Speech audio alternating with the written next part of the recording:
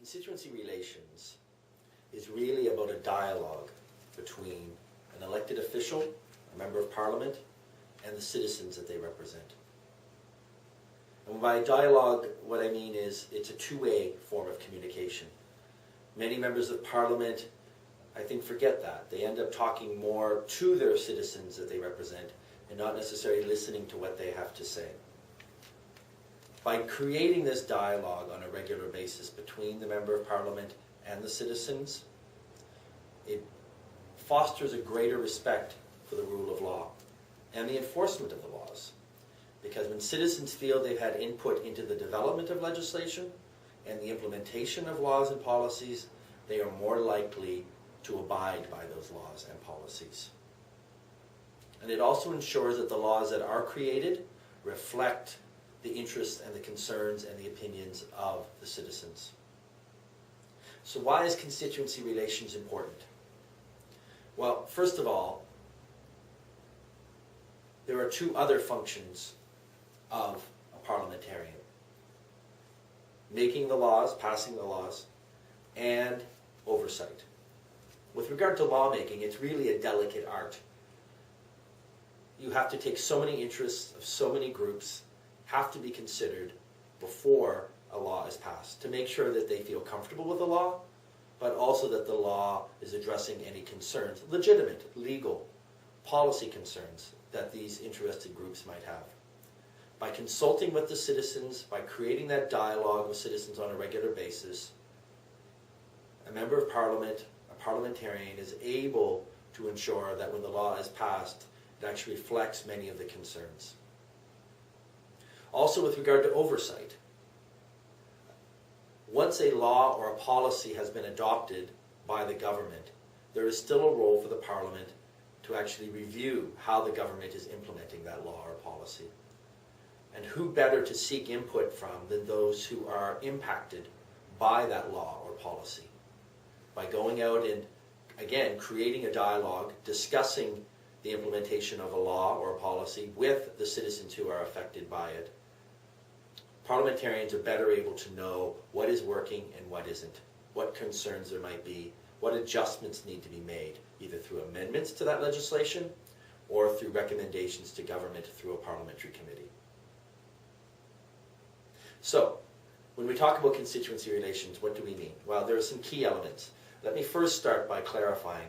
I think there are two forms of constituency relations. One is geographic constituencies. Obviously, this is easier in a parliament where the member of parliament represents a geographic constituency instead of coming from a party list or a pure proportional representation system. In that situation, the member of parliament is actually recognized as representing all the citizens who live within certain boundaries. But there's also constituency relations that can apply to both types of parliaments, constituency and proportional representation. And it relates to constituencies based on interests.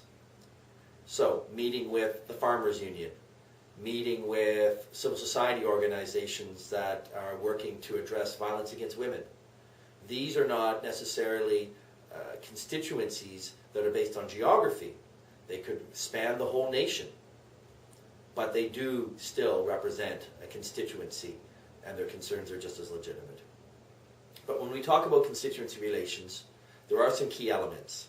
One is obviously communication. You can't have a dialogue between an MP and citizens unless there's actually communication. So this can be by telephone, by email, what I think is very important, face-to-face.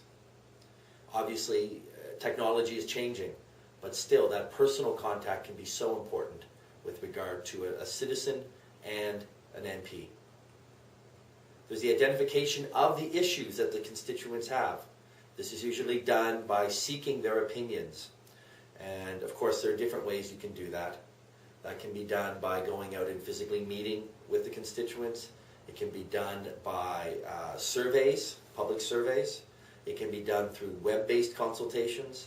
It can be done through parliamentary public hearings. There are different manners in which someone can actually identify what the concerns of constituents are. The third key element is advocacy. Once A member of Parliament hears from citizens or hears from civil society organizations or community-based organizations or just plain groups in their constituency. It's important that they actually advocate on behalf of them. Listening is a very important part of the job of being a member of Parliament, but it's not the end. Most citizens will expect some action, some attempt to try and address that concern. And of course, this can be done in Parliament. It can be done through the work of committees. It can be done through amendments to legislation. Finally, the fourth key element is meeting the needs of the citizens.